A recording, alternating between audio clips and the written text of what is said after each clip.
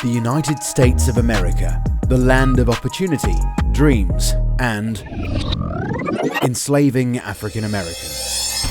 Whipping, hanging, torture. Nothing was unthinkable when it came to white women and their treatment towards black slave men. It's time to unravel the sadistic part of America. The origins of American slavery can be traced back to 1619. Initially, these individuals were treated as contract-bound servants. However, laws and attitudes evolved and a racialized form of slavery emerged. This meant that people of African descent were unreasonably targeted and subjected to lifelong enslavement. Slaves were considered property and had no legal rights. Even wild animals had more rights than these people.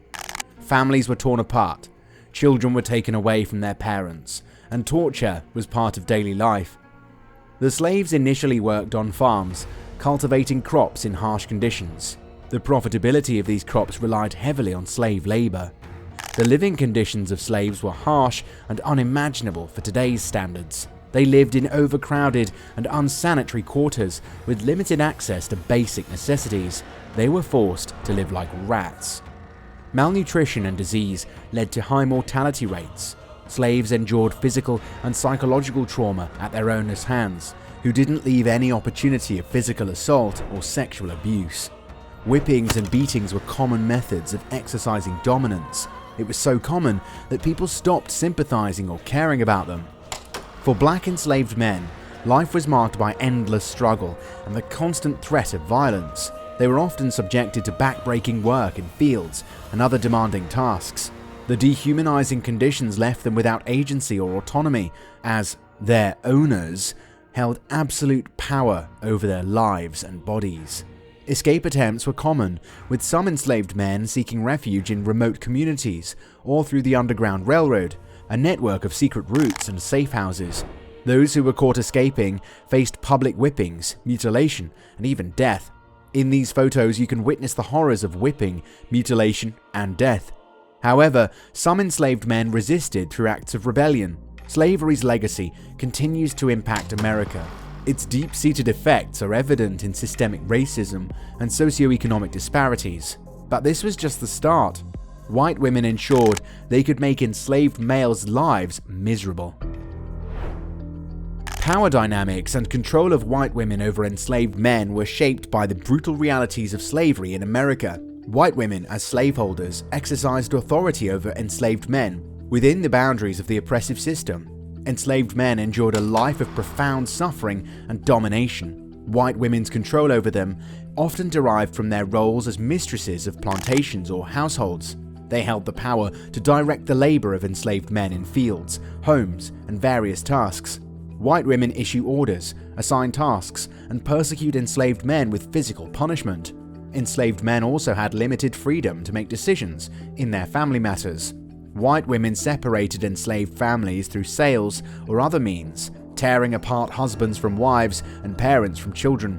This unbearable persecution made them living like dead bodies with no emotion and hope to live. They used to pray for death more than a brighter life. The legal framework further reinforced this control. Laws often granted white women ownership rights over enslaved individuals. Economic dependence was another facet of this control. Enslaved men contributed to the economic prosperity of white women and their families through forced labor. White women were addicted to their luxurious lifestyles and bureaucratic status. Religious and societal beliefs also played a role. White women often invoked notions of superiority and paternalism, using religion to justify their authority over enslaved men. These beliefs were deeply ingrained in the prevailing social norms, enabling white women to rationalize their dominance. White women's power dynamics and control over enslaved men were a harsh reality of American slavery. But wait till you hear about the torture that can give chills to your spines. Sexual exploitation of enslaved men by white women is a grim reality that often gets overshadowed by other narratives. This abuse was a brutal and shameful aspect of the institution of slavery in the United States and other parts of the world. Here's a straightforward look at this disturbing issue. It is no secret that George Washington owned slaves at his Mount Vernon estate. Yet fewer may realize that this man's wife, Martha Washington, significantly expanded the enslaved population there. When they married in 1759, George likely owned around 18 people, while this woman, one of Virginia's wealthiest, possessed 84 enslaved individuals.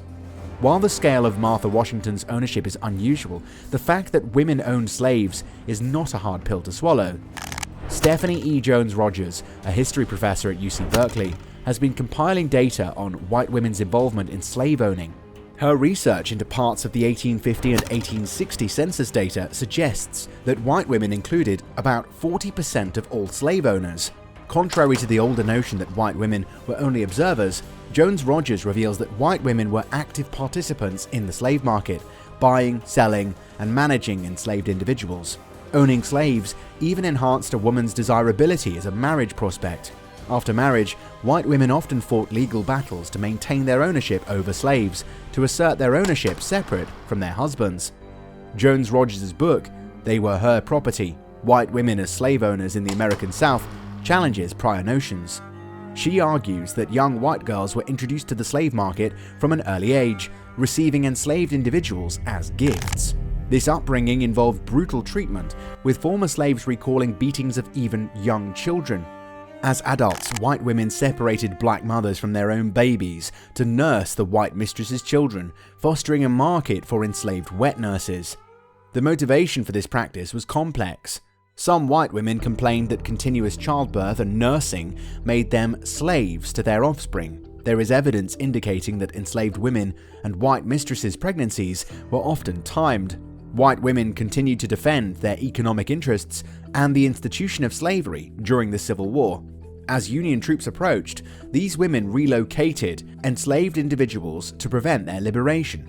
Some, like Martha Gibbs, who forced enslaved people to work for her at gunpoint even after formal abolition. Post-Civil War, some Southern white women attempted to replicate elements of slavery through exploitative labor contracts. Certain women authored books romanticizing slavery. One such book is Margaret Mitchell's Gone with the Wind, not solely due to ideological connections, but also to protect their economic stakes. Stephanie E. Rogers Jones' research challenges previous assumptions about white women's role in slavery, demonstrating their active participation in the institution. This nuanced perspective sheds light on the most brutal dynamics of slavery in the American South. But the stories of brutalities don't end here. White women even went further and committed far more sinister acts. We're talking about Marie Delphine LaLaurie. The LaLaurie Mansion of New Orleans is one of the most haunted residences in the USA today. The mansion's fame is rooted in its dark history of brutality associated with Madame Delphine LaLaurie, the owner of the mansion. This lady was a prominent socialite who purchased the property with her husband, Dr. Leonard Louis Nicholas LaLaurie. However, behind the facade of luxury, a history of horrifying mistreatment of enslaved individuals unfolded. Her life was marked by marriages. She married multiple times, each accompanied by challenges and losses. During her time at the Royal Street Mansion, rumors circulated about her cruel treatment of slaves. Allegations included instances of sexual abuse, torture, and even fatal punishments.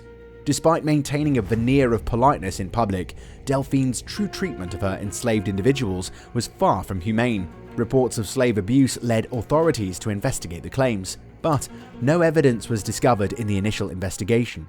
However, rumors involving a young slave girl falling to her death while attempting to escape punishment became a turning point. Allegedly, this incident prompted an investigation that revealed a gruesome reality.